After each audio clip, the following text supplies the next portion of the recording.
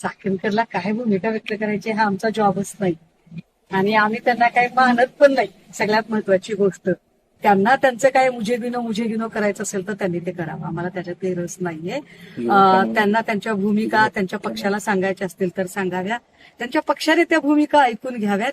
हा, आम्ही नक्की राष्ट्रवादी काँग्रेसचे प्रदेशाध्यक्ष सुनील तटकरे यांना नक्की बोलायला इच्छुक आहोत की तटकरेजी आपल्या पक्षाचे अध्यक्ष तथा राज्याचे उपमुख्यमंत्री सन्माननीय अजितदादा यांनी स्वतः जे काही महिला आयोगाने केलं त्या संबंधाने नाराजी व्यक्त केली होती जाहीरपणे, आणि त्यांनी सांगितलं की या मताशी मी अजिबात सहमत नाहीये.